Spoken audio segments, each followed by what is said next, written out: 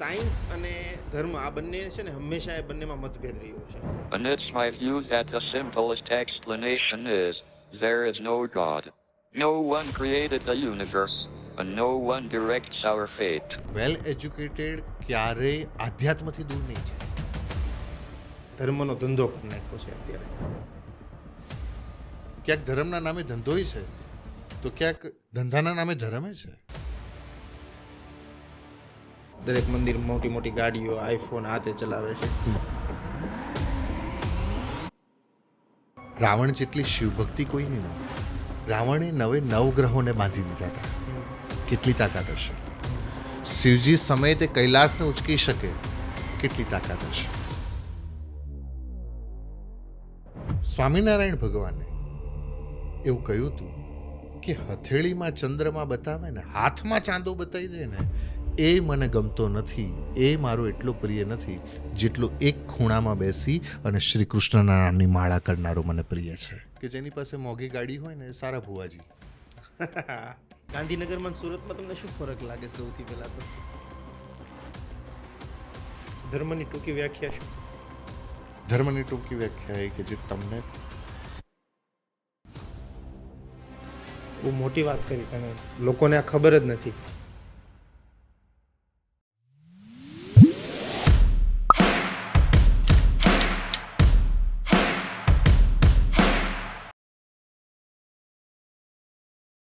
આપણે બધા લાઈફની અંદર છે ને સફળતા, સંબંધો કે પછી હેપીનેસને જ ગોતીએ છીએ, પણ આ ખરેખર આપણી અંદર હોય છે કે આપણે બહાર શોધવી પડે છે. આજે આપણે એને સ્પિરિચ્યુઆલિટીને ડીકોડ કરવી છે. સ્પિરિચ્યુઆલિટીને એટલે એ પણ ધર્મને સાથે રાખીને.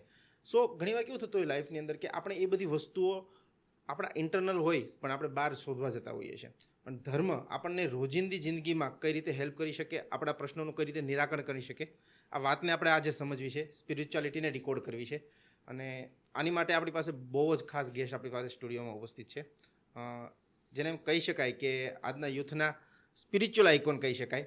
Welcome to the CM show doctor Karnav Shastriji. કેમ છો? બસ મજામાં. ગાંધીનગરમાં અને સુરતમાં તમને શું ફરક લાગે? સૌથી પહેલાં તો ટ્રાફિક. અચ્છા, ત્યાં શાંતિ લાગે? ત્યાં શાંતિ છે, ટ્રાફિકની દ્રષ્ટિએ શાંતિ છે. અચ્છા, ત્યાંનું એટમોસ્ફિયર પણ બહુ સારું, કેમ કે ગ્રીન સિટી છે, ગ્રીન સિટી ગાંધીનગર છે. નહીં તો બધી જગ્યા મારા માટે તો એક જ જેવી છે. આપણે શરૂઆત એક હળવા સવાલથી કરીએ તો સાયન્સ અને ધર્મ આ બંને છે ને હંમેશા એ બંનેમાં મતભેદ રહ્યો છે. મતભેદ એટલે કે જે વસ્તુઓ ધર્મ એમ કહે કે આમ કરાય તો સાયન્સે ઓલવેઝ એને ચેલેન્જ કર્યું છે. જો છે ને ગુજરાતીમાં એક કહેવત છે, અધૂરો ઘડો છલકાય ઘણો. અધૂરું વિજ્ઞાન પણ તમને આધ્યાત્મથી દૂર રાખે છે. અચ્છા. અને અધૂરું આધ્યાત્મ તમને વિજ્ઞાનથી દૂર રાખે છે. સાયન્સથી તમે દૂર ક્યારે છો? જ્યારે તમે એકચ્યુઅલમાં સ્પિરિચ્યુઅલ નથી. અને સ્પિરિચ્યુઅલિટીથી તમે દૂર ક્યારે છો? જ્યારે તમે એકચ્યુઅલમાં સાયન્સને જાણતા નથી. નહીં તો અબ્દુલ કલામે કહેવું પડ્યું હતું કે હું જેટલું જાણું છું એનાથી વિશેષ મને આધ્યાત્મથી મળે છે અથવા તો સ્પિરિચ્યુઅલિટીથી મળે છે. સૌથી મોટા વૈજ્ઞાનિક આઇન્સ્ટાઈને એમ કહ્યું હતું કે ભગવાન જો મને નેક્સ્ટ બર્થમાં જો મારો રીબર્થ થાય અને મને ઈશ્વર કંઈક એમ કે એક વરદાન માગ, તો હું એવું માગું કે હવે મને આટલી બધી બુદ્ધિ ના આપતા. તો આ વસ્તુને સમજવાનું છે. અધૂરું આધ્યાત્મ તમને વિજ્ઞાનથી દૂર રાખશે અને અધૂરું વિજ્ઞાન તમે જોજો કે એક સામાન્ય ડિગ્રીવાળા જે હશે ને એ બધા સ્પિરિચ્યુઅલિટીથી દૂર હશે, પણ જે હાઈલી એજ્યુકેટેડ, શબ્દ બદલી નાખું, not highly, well educated. there is a difference between highly educated and well educated. Well educated હશે ને તો વેલ એજ્યુકેટેડ ક્યારેય આધ્યાત્મથી દૂર નહીં જાય. જેમ કે તમે જુઓ કે જેટલા ડૉક્ટર્સ હશે ને, હું એવા ડૉક્ટરને ઓળખું છું કે જેના ઓપરેશન થિયેટરમાં શ્રીનાથજીનો ફોટો હોય ને, અથવા તો એ જે માને છે એનો. તો જે વેલ એજ્યુકેટેડ હશે ને એ ક્યારેય સ્પિરિચ્યુઅલિટીથી દૂર નહીં હોય. પણ પણ જેને ખાલી ને ખાલી કાગળ પર ડિગ્રી હશે ને એ લોકો આધ્યાત્મથી દૂર હશે. બે વર્ગ છે. અચ્છા. તમે લગ્નમાં જાઓ ને એટલે તમે જોજો પેલું ચાઇનીઝ મળતું હોય ને અથવા તો ચાટ મળતી હોય ને ત્યાં ભીડ વધારે હશે. સેમ ઇવેન્ટમાં સેમ ફંક્શનમાં એક બાજુ સ્પ્રાઉટ્સ હશે. હવે ન્યુટ્રિશનલ વેલ્યુ કઈ વધારે છે? Salad sprouts. ન્યુટ્રિશનલ વેલ્યુ તો એ જ આપે છે, પણ છતાંય ત્યાં ભીડ નથી. ભીડ ક્યાં છે? ચાટ. એટલે જો તમે ભીડમાં છો તો સમજી લો કે તમે ચાટવાળા છો. અચ્છા. અને તમે ભીડમાં નથી તો સમજી લો કે તમે ન્યુટ્રિશનલ વેલ્યુને સમજો છો. આપણે છે ને લાઈફની અંદર બધી વસ્તુઓ કંટ્રોલ કરવા માગીએ. અમે પહેલાં વાત કરી એમ કે જિંદગીની અંદર છે ને આપણે એવું ઈચ્છીએ કે કોઈક વ્યક્તિ આપણીથી કંટ્રોલ થાય, આપણીથી ખુશી કંટ્રોલ થાય, સંબંધો કંટ્રોલ થાય. હરેક માણસ આવું ઈચ્છતો હોય કે દરેક વસ્તુ પર એનો થોડોક પ્રભાવ હોય અને કોઈ પણ કામ કરે એનું રિઝલ્ટ પણ કદાચ એના કંટ્રોલમાં હોય, પણ એવું હોતું નથી. સ્પિરિચ્યુઆલિટી એમ કહે છે કે આ છે ને એક ભ્રમ છે. જ્યારે યુદ્ધભૂમિની અંદર અર્જુન જ્યારે પોતાના કર્મથી ના પાડતો હતો ત્યારે શ્રી કૃષ્ણ ભગવાને કીધું કે તું ખાલી કાર્ય કર, ફળની ચિંતા ના કર. એટલે કે કર્મણ્યવાધિકારેસ્તુ મા ફલેષુ કદાચનમ મા કર્મફલ હેતુ કર્મણ્યેવાધિકારસ્તે મા ફલેષુ કદાચન મા કર્મફલ હેતુ મા કર્મફલ હેતુકમ, તું કર્મના હેતુ પાછળ ન પડીશ. હા. જો બે રીતે જીવન છે. તમે જે કહ્યું કે કંટ્રોલ, સૌથી પહેલી એ વાતને સ્વીકારી લો, કુદરતી હાજતે જવું તમારા કંટ્રોલમાં નથી. કોઈ વ્યક્તિ એમ વિચાર કરે કે અત્યારે હાલ હું જઈ આવું, પ્રેક્ટિકલી એના માટે પોસિબલ છે જ નહીં.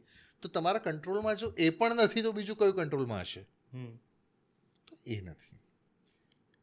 ચોટીલાના ડુંગર ઉપર ચડો ને એટલે તમને બંગલો હોય ને જે નીચે એ નાનો લાગે, અને ઓડી ગાડી પડી હોય ને એ પણ તમને નાની લાગે.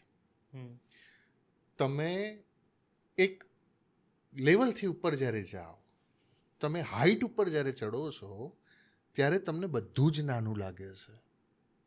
સેમ વેમાં તમે સ્પિરિચ્યુઅલ લેવલે જ્યારે એની હાઈટ પર જાઓ છો ને ત્યારે દુનિયાને બધો જ ભૌતિકવાદ, અત્યારે જેને આપણે ડિઝાયર કહીએ છીએ, જેને આપણે લક્ઝુરિયસ કહીએ છીએ, લક્ઝરી લાઈફ કહીએ છીએ, આપણા જે થોટ્સ, જે શોખ હોય છે, જે હોબીઝ હોય છે, વેન તમે જ્યારે હાઈટ ઉપર પહોંચ્યા આ બધું જ તમને નાનું લાગે છે.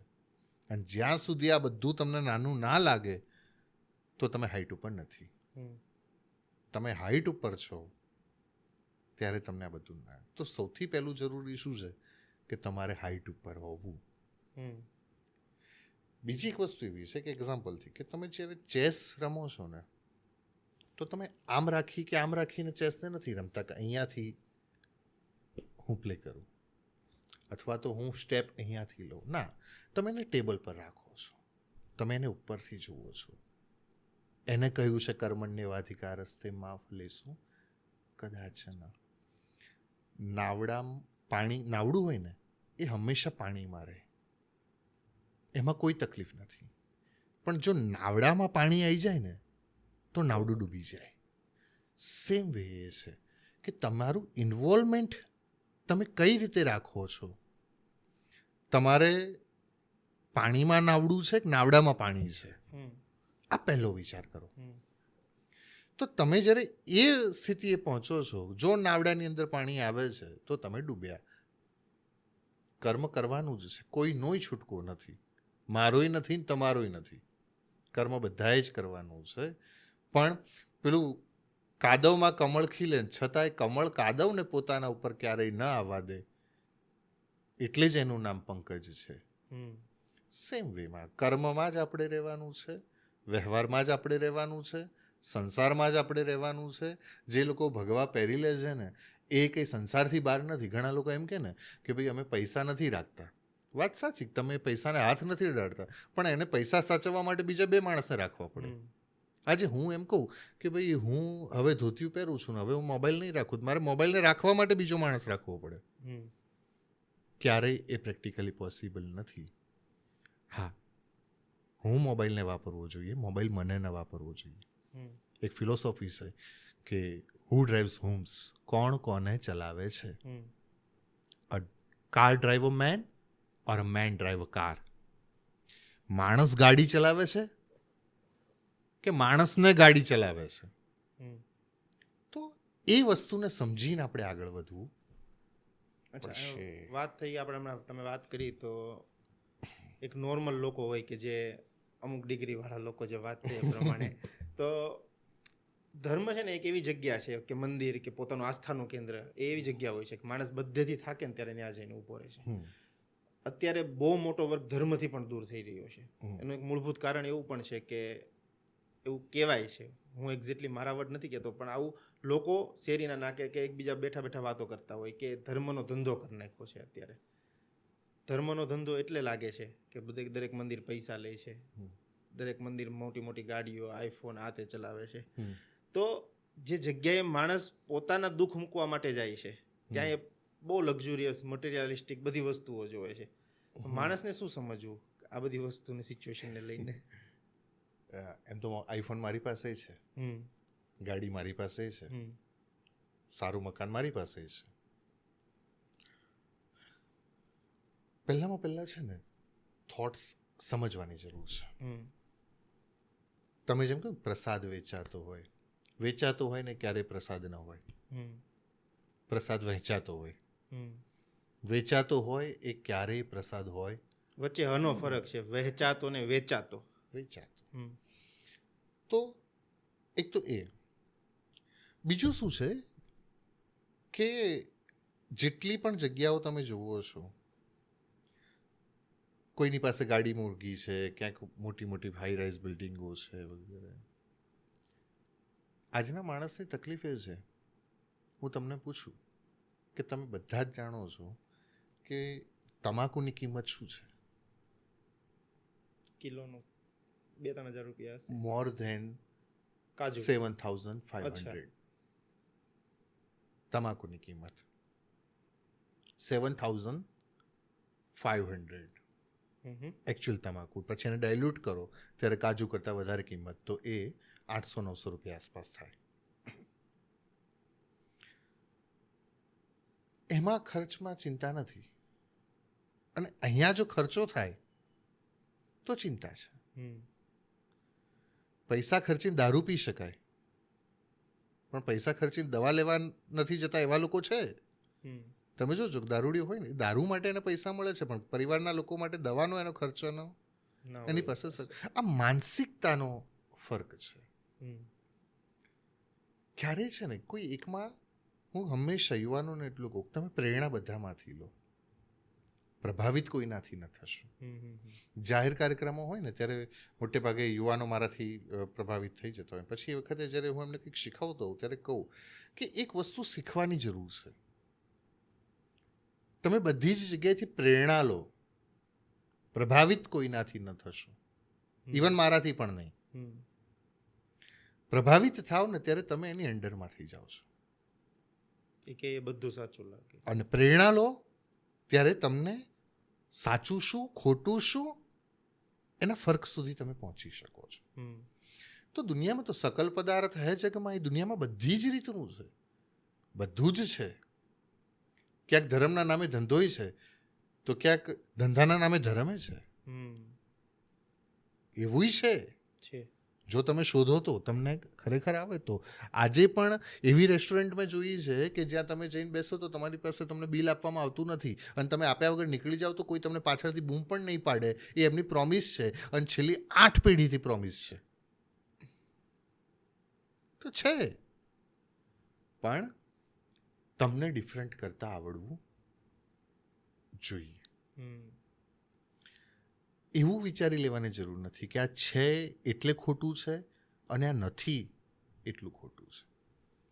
નહીતર તો અત્યારના સમયમાં કેવું છે કે મેં એક આગાહી કરી છે. હું આફ્રિકા ગયો હતો, ત્યાં યુગાન્ડામાં ત્યાંની ગવર્મેન્ટે એક નેશનલ ડિસીઝ ડિક્લેર કર્યો છે. અમારી પ્રજામાં એક ડિસીઝ છે ને એને કહ્યું છે ડાન્સ ડિસીઝ. ડાન્સ, એ લોકો સતત ડાન્સ કર્યા કરે. ત્યાં કોઈ માણસ સ્થિર નથી ઊભું રહી શકતું. જો ઊભા રહ્યા હોય તો તરત એ ડાન્સ કરવા જ લાગે.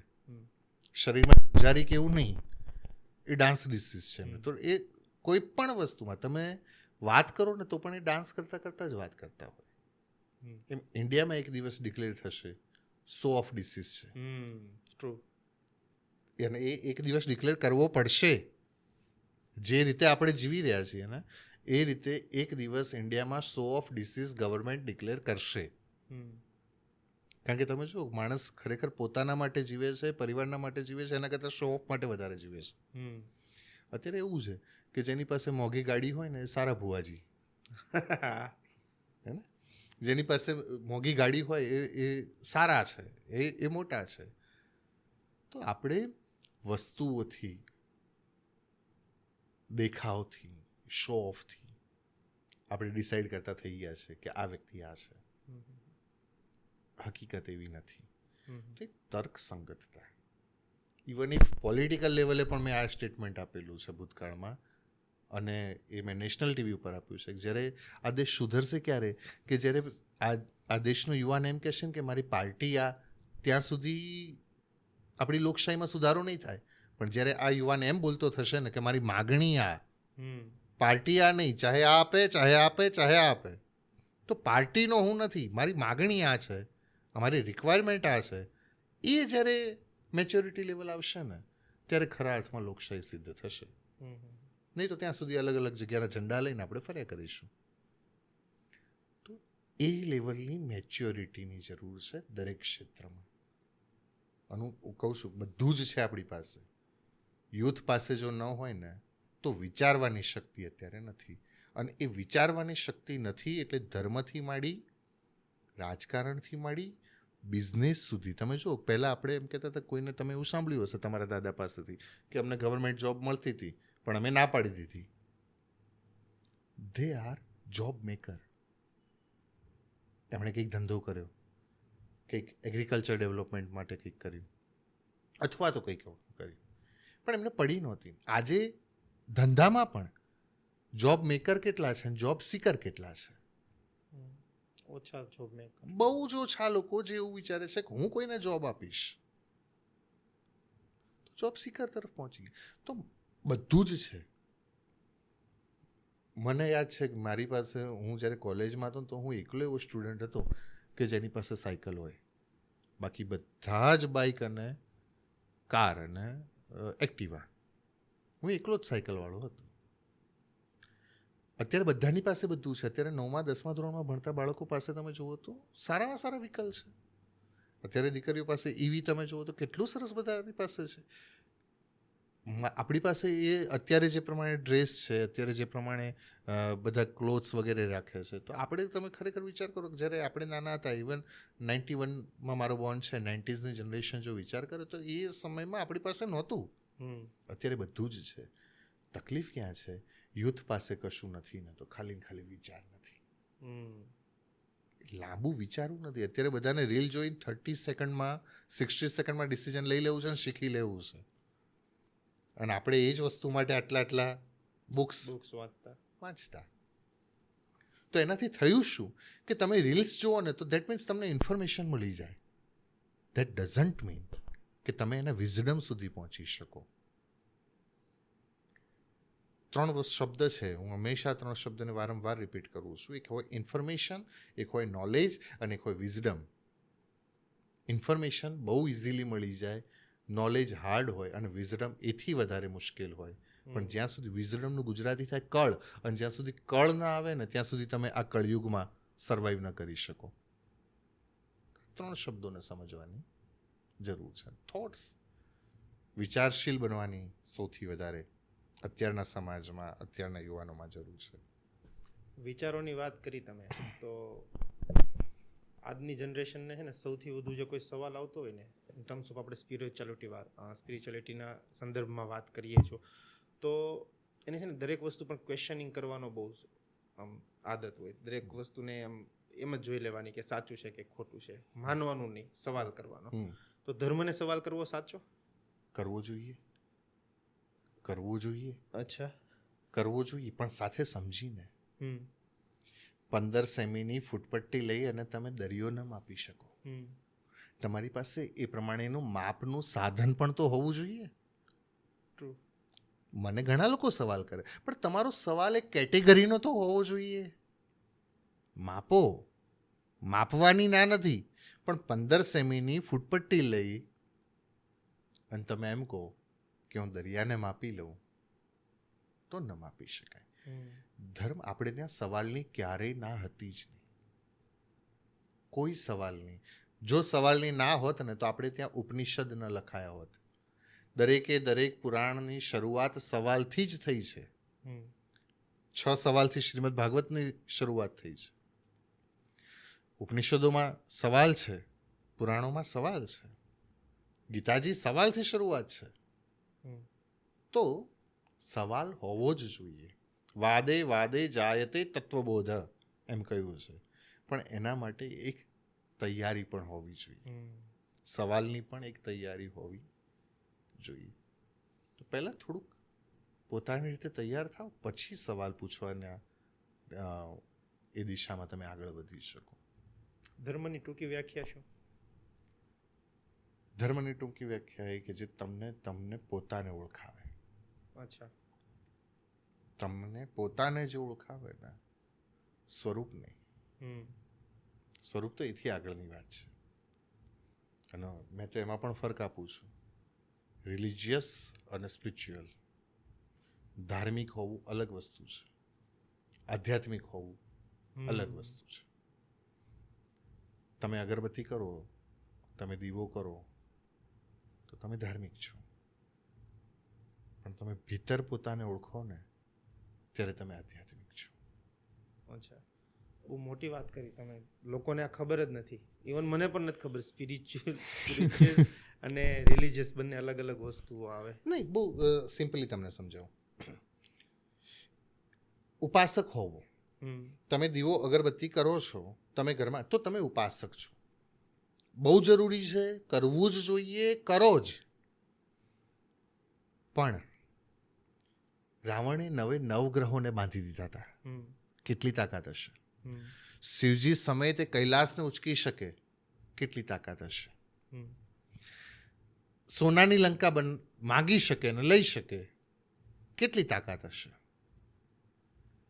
રાવણ જેટલી શિવભક્તિ કોઈની નહોતી. પણ રાવણને આપણે આધ્યાત્મિક કહેતા નથી, એને શિવ ઉપાસક કહીએ છીએ. એ ઉપાસક છે. રાવણ આધ્યાત્મિક નથી. રાવણની કમ્પેરિઝનમાં જો તમે જુઓ ને, તો રામે કંઈ એટલું બધું તપ કર્યું હોય એવું દેખાતું નથી. રાવણે જેટલા તપમાં જેટલા વર્ષો કાઢ્યા છે, એટલા વર્ષો કંઈ શ્રીરામે નથી આપ્યા. પણ છતાંય પૂજા રામની કરીએ છીએ. કેમ? કારણ કે રામમાં આધ્યાત્મ છે. એના ડગલે આધ્યાત્મ છે. એના કર્મમાં આધ્યાત્મ છે. એની દ્રષ્ટિમાં આધ્યાત્મ છે. એના ડિસિઝનમાં આધ્યાત્મ છે. રામના થોટ્સમાં, એના વિચારમાં આધ્યાત્મ છે. રામના તમે એક ડિસિઝન જુઓ ને, તો એ આધ્યાત્મની તરફ છે. તો આધ્યાત્મિક હોવું અને ધાર્મિક હોવું. તમે ત્રિપુંડ લગાવો, ધેટ મીન્સ તમે ઉપાસક છો. તમારું કર્મ છે, અને એને હું એપ્રિશિએટ કરું છું. એ હોવું જ જોઈએ, એ ભાગ છે. ધેટ ડઝન્ટ મીન કે તમે આધ્યાત્મિક છો. જ્યાં સુધી સ્વની ઓળખાણ ન થાય. રામકૃષ્ણ પરમહંસ પાસે એક વ્યક્તિ જાય છે, કે છે કે મેં એવું સાંભળ્યું છે, રામકૃષ્ણ પરમહંસ એટલે સ્વામી વિવેકાનંદના ગુરુ, તો કે તમે કાળકા જોડે વાત કરો છો? કે હા, મારે કરવી છે. સ્વામી રામકૃષ્ણ પરમહંસે જવાબ આપ્યો, તારે કરવી છે? હું હમણાં હાલ કરાવી દઉં.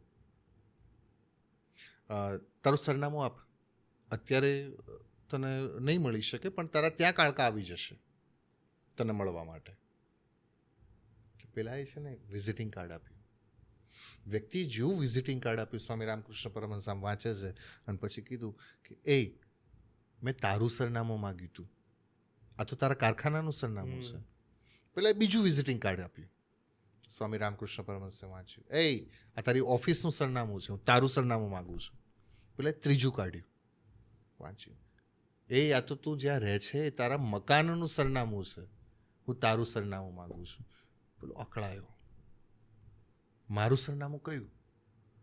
અને સ્વામી રામકૃષ્ણ પરમહંસે કીધું કે જે દિવસે તને એ ખબર પડી જશે ને કે મારું સરનામું કયું, એ દિવસ તારે મારી પાસે નહીં આવવું પડે, કાળકા સ્વયં તારી પાસે આવી જશે. તો આપણને એ જ નથી ખબર કે હું કોણ, એકચ્યુઅલમાં કોણ. તો સ્વને શોધવું. અચ્છા, આધ્યાત્મિકતા મેળવી કઈ રીતે શકાય? એ જ વે કે તમે સ્વને શોધો, તમે પોતાને શોધો. એકચ્યુઅલમાં ask yourself who I am, why I am here and what I have to do.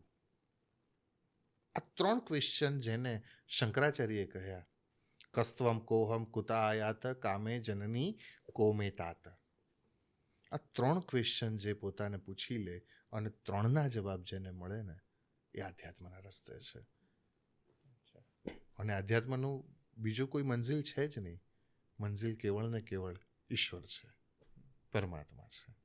આપણે જનરલી હું પણ ઘણી વાર કહેતો હોઉં કે આ દુનિયાની અંદર સૌથી મોટી લડાઈ જો કોઈ માણસને લડવી પડે ને તો પોતાની જાત સાથે હોય. ઇટ મીન્સ કે રડે ખડે ને પડે ભાઈ માણસ છે, પરના પગમાંય પડે ભાઈ માણસ છે, પરને પગમાં નાખે ભાઈ માણસ છે, અને હસતા હસતાય રડે ભાઈ માણસ છે, ને રડતા રડતાય હસે એ માણસ છે.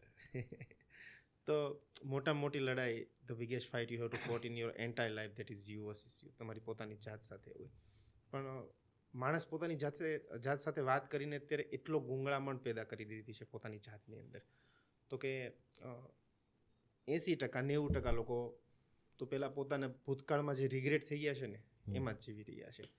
બાકીના વધેલા લોકો આવનારમાં ભવિષ્યમાં શું થશે એની એન્ઝાઇટીમાં જીવી રહ્યા છે.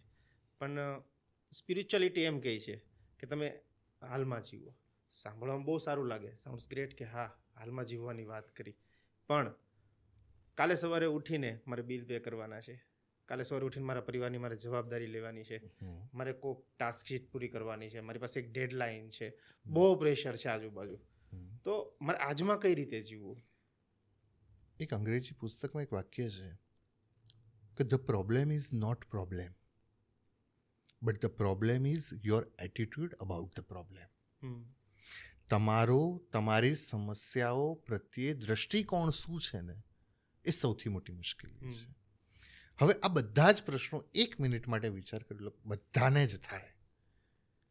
કદાચ આ પોડકાસ્ટ જોશે ને તો 99% તમને એવા મળશે કે જે આ વસ્તુને રિલેટ કરતા હશે. બધાને જ આ પ્રશ્ન છે. તો એ જ વખતે પોતાને પૂછો કે શું આ પ્રશ્ન મારા એકલાને છે? તમે 75% હળવા થઈ જશો.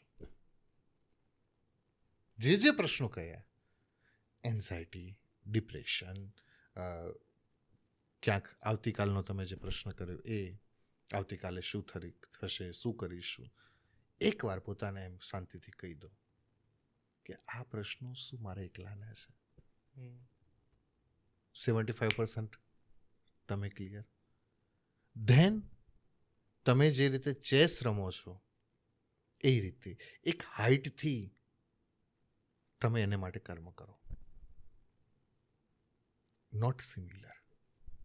માણસ અટવાય ત્યારે જ છે જ્યારે એ એને પોતાની સિમિલર જુએ છે. તમે એક હાઇટથી વિચાર કરો. ઓહ, અને જ્યારે તમે હાઇટથી જુઓ ને, તમે રિવર્સ કેમેરા જેટલું તમને કોન્ફિડન્સ ના આપે એટલું 360 ડિગ્રી કેમેરા તમને આપે છે.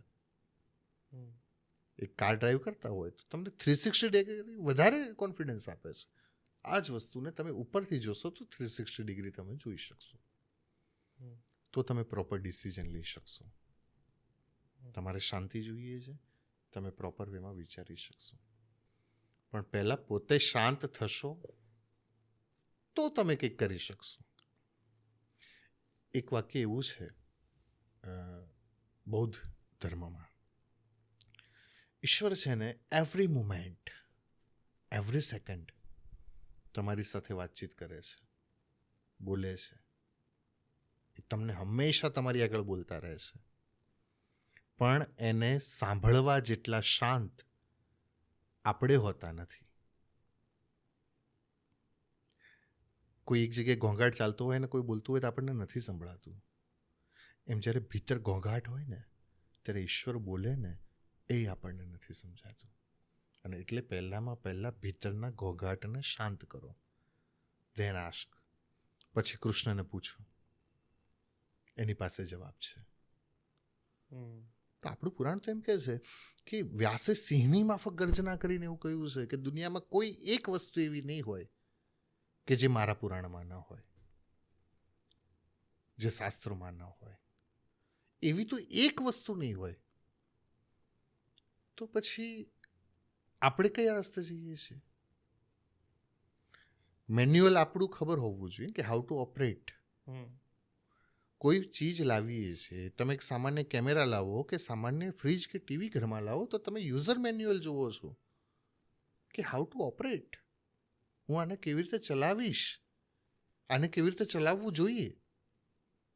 તો જીવન માટે એવું કેમ નહીં?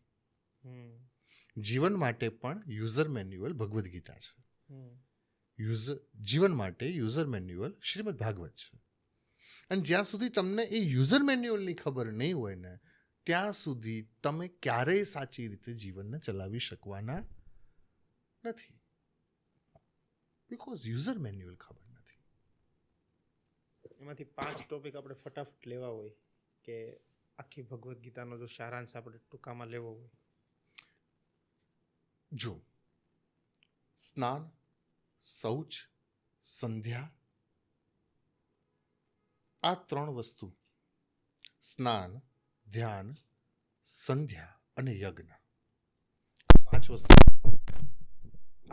ઇઝીલી સમજાય એવી રીતે શબ્દ ભગવદ્ ગીતામાં અલગ છે. સ્નાન ધેટ ડઝન્ટ મીન ઓનલી બાથ. ગઈકાલ સુધીનું બધું જ ધોઈ નાખવું, ગઈકાલ સુધીનું બધું જ ભૂલી જવું, એ સ્નાન. શૌચ, જે કંઈ છે એ બધું ડિસ્ટ્રોય કરી દેવું. પછી ધ્યાન મીન્સ મેડિટેશન. સૌથી વધારે જરૂરી અત્યારે કંઈ હોય તો મેડિટેશન છે. આજથી 15 વર્ષ પહેલાં કોઈને જરૂર નહોતી, 20 વર્ષ પહેલાં કોઈને જરૂર નહોતી, હવે બહુ જરૂર છે. અને દિવસ જાય એમ બહુ જરૂર. અમારું જ્યોતિષશાસ્ત્ર એમ કહે છે કે હવે દર 2.5 દિવસે જનરેશન બદલાઈ જશે, જનરેશન ગેપ આવશે. 2.5 દિવસે દર 2.5 દિવસે. હવે જે સમય આવી રહ્યો છે અને એમાં પણ જૂન જુલાઈ પછીનો જે સમય આવશે એ સમયમાં દર 2.5 દિવસે જન્મ લેનારા માણસોના વિચારમાં બહુ મોટો ફરક હશે. જે અત્યારે આપણે જનરેશન ગેપ કહેતા હતા કે જે બાપ અને દીકરામાં હોય, અથવા તો 15 વર્ષ પહેલાં જાણે જન્મ લીધો હોય અને અત્યારે એ બેના વિચારોમાં જે ફરક હોય એવો ફરક દર 2.5 દિવસની જનરેશનમાં આવશે. તો ધ્યાન, મેડિટેશન. અને મેડિટેશન એટલે કેવું? પૂજ્યપાદ બ્રહ્મલીન ડોંગરેજી બાપા એમ કહેતા હતા કે માણસે દિવસમાં ઓછામાં ઓછું એકવાર એ વાતને યાદ કરી લેવું જોઈએ કે મારે પણ અહીંથી જવાનું છે, આ દુનિયા છોડવાની છે. તમે ઘરમાં બેસો ને એટલે તમારા દિવાલ ઉપર લાગેલી દિવાલ ઘડિયાળ હોય એનો સેકન્ડ કાંટો ફરે એટલે અવાજ આવે ટક ટક ટક ટક ટક. બીજું કશું જ નહીં. તમારે એનું ઊંધું કરવાનું. Cut cut cut cut cut cut. આટલી ક્ષણો ગઈ જે જીવનમાં ક્યારેય પાછી આવવાની નથી. મેડિટેશન ઘણા બધા પ્રકાર છે મેડિટેશનના. યજ્ઞ એટલે આપણે છે ને બહુ નાની વસ્તુ બનાવી દીધી છે કે એક જગ્યાએ યજ્ઞકુંડ હોય, એમાં અગ્નિ હોય અને અગ્નિમાં આહુતિ આપવાની હોય. સ્વાહા સ્વાહા કરતા આપણે આહુતિ. એ યજ્ઞ નથી. યજ્ઞ એટલે દશાંશ. દશાંશ મીન્સ તમારી પાસે જે છે એનો 10મો ભાગ ઈશ્વર માટે અર્પણ કરવો, એ યજ્ઞ છે. યજ્ઞની એક પ્રધાન આહુતિ છે. ક્યારેક તમે ક્યાંય યજ્ઞમાં બેઠા હોય તો જોયું હશે, ભૂદેવ યજ્ઞમાં આહુતિ આપે, વિષ્ણવે સ્વાહા ઇદમ વિષ્ણવે નમઃ. વિષ્ણુને અર્પણ કરું છું જે મારું નથી, વિષ્ણુનું છે. એવી જ રીતે વ્યક્તિ જ્યારે પોતાનું કર્મ કરે અને એ કર્મ એવી રીતે કરે કે આ મારું નથી, તેરા તુજકો અર્પણ ક્યાં જાએગા મેરા. તો એ ભાવથી તમે જે કર્મ કરો ને એ યજ્ઞ છે. અને આપણે બધું જ ન કરી શકીએ તો શરૂઆત 10 કરો. 10 એટલે તમારી પાસે જે ઇન્કમ છે એના 10% તમે સત્કર્મમાં, હું એવું નથી કહેતો કે ભાઈ ખાલી ધાર્મિક અથવા તો મંદિરમાં, નહીં, સત્કર્મમાં, સારા કામમાં એને ખર્ચ કરો. તમારી પાસે જે બુદ્ધિ ઈશ્વરે આપી હોય ને, આજે સૌથી મોટી તકલીફ શું છે ખબર છે? પહેલાં છે ને ધંધો એકબીજાને કોઈ શીખવાડતું હતું. આજે કોઈને કશું જ શીખવવા તૈયાર નથી. અને એ જ સમાજની માનસિકતાને એટલું બધું જકડી લીધું છે આપણે કે જાણે સામે મળે ને તોય એમ લાગે કે આ મારો કોમ્પિટિટર છે. નાના હતા ને ત્યારે ભણવામાં આપણને શીખવાડતા હતા, સહના વવતુ સહનો પુનક્તુ સહવીર્યમ કરવા વહે. આપણે એકબીજાને સાથે રાખીને ચાલવાની સંસ્કૃતિ આપણી હતી. અને આ જે ડિપ્રેશનનું, એન્ઝાયટીનું કારણ છે ને, એ સૌથી મોટી વસ્તુ આ છે, કોમ્પિટિશનથી. જો તમે પોતે જ કોમ્પિટિશનમાં ન હોવ તો કોમ્પિટિશન કોની સાથે હોય? કોઈનાથી શ્રેષ્ઠ દેખાવાની લાગણી જ નથી. લીટી મોટી કરો, ચોક્કસ લીટી મોટી કરવાની છે, પણ બીજાની ભૂસીને નહીં, એના કરતાં આગળ વધીને. અત્યારે શું કરીએ છીએ? એને કેમ કરતાં પછાડવું સામેવાળાને. હકીકતમાં માણસો જેટલું બીજાને પછાડવામાં ધ્યાન આપે છે ને, એટલું જો પોતાના ડેવલપમેન્ટમાં ધ્યાન આપે ને તો ક્યાંય વધી જાય.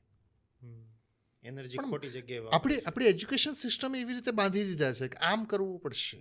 એણે કોમ્પિટિશનની ડેફિનેશન બદલી નાખી છે. અત્યારે ડેફિનેશન બદલાઈ ગઈ છે. ઈશ્વરે જે બુદ્ધિ આપી છે એના પણ 10% સમાજને માટે અર્પણ કરી દો. તમને જે આવડત આપી હોય એ આવડતનું પણ 10% બીજાને આપો. એ શીખો અને પછી જુઓ કે તમે કેટલું ફ્રેશ મહેસૂસ કરો છો. અને સંધ્યા માને સિયારામ મેં સબ જગ જાની, કરહું પ્રણામ જોરી જુગ પાની. તમને જ્યાં સુધી કોઈના હૃદયની ભીતર ઈશ્વર છે એ જોવાની આવડત ના આવે ને, ત્યાં સુધી મંદિરમાં ક્યારેય દેખાવાનો નથી. જો તમને બીજાના હૃદયની ભીતર ઈશ્વર છે એ અનુસંધાન નથી રહેતું તો મંદિરમાં તમે સ્ટેચ્યુ જ જોશો. તમે મંદિરમાં કેવળ મૂર્તિ જોશો, ક્યારેય ઈશ્વરનું સ્વરૂપ દેખાશે નહીં. તો સંધ્યા એ છે કે તમે બીજાના હૃદયની ભીતર. અને એટલે આપણે ત્યાં છે ને, કોઈ સામસામે મળે તો આપણે પહેલાં રામ રામ, જય શ્રી કૃષ્ણ એમ કહેતા હતા, એની આગળ હાથ જોડતા હતા. આ હાથ જોડવાની સંસ્કૃતિ, ઘણા રિલિજન એવું બિલીવ કરે છે કે ભાઈ અમે કોઈની આગળ નમીએ નહીં. અને આપણે તો એમ કે જ્યાં દેખાય ત્યાં નમીએ. એમ કે એવરીથિંગ ઇઝ હીઝ. તો આપણે કહ્યું હા, વાત સાચી છે, everything is his, but at the same time everything is he. બધું એનું છે અને બધું એ છે. જેમ આકાશમાંથી વરસેલું પાણી કોઈ પણ રીતે દરિયામાં ભળે છે, એમ દુનિયામાં કોઈની આગળ હાથ જોડો ને એ છેવટે તો કૃષ્ણને મળે છે. આકાશાત પતિતમ તોયમ યથા ગચ્છતિ સાગરમ સર્વદેવ નમસ્કારમ કેશવમ પ્રતિ ગચ્છતિ. એટલે હું તમારી આગળ હાથ જોડું ને, દેટ ડઝન્ટ મીન કે હું તમારી આગળ હાથ જોડું છું. એનો અર્થ એ જ થાય કે મારા એ પ્રણામ તો કૃષ્ણ સુધી જ પહોંચે છે. આ નિષ્ઠા છે. તો આવી સંધ્યા હોય, આટલું જ્યારે માણસના જીવનમાં હોય ને, ત્યારે આધ્યાત્મના રસ્તે પહોંચે છે. બહુ ડીપ વાત કરી તમે. મને આમાં એક એક્સપિરિયન્સ એ થયો કે આમ છે ને, આપણે ઘણીવાર આજુબાજુ પાડોશમાં જોતા હોઈએ, હવે એના માવતરને રાખવાની તેવડ નથી એ માણસની. તેવડ એટલે હું યુઝ કરું છું કે ઘરે છે ને ટાઈમે જમવા પણ ન આપે સમયે. અને પેલો માણસ એમ કહે ને કે મારા રોટલો ને દાળ ખાવી છે, તો જાતે કરીને છે ને ભાખરીને ઊંધિયું બનાવશે, જાતે કરીને ઊંધું બનાવશે. મતલબ 3 ભાઈ હોય ને તો એની ઈચ્છા એવી હોય કે અહીંયાથી કંટાળીને માણસ જાય ને બીજા ભાઈને ઘરે રોકાય. એમ લોકોને મા બાપની સેવા નથી કરવી. અને એ નીચે બેહીને ભજમન રાધે કરતા હોય.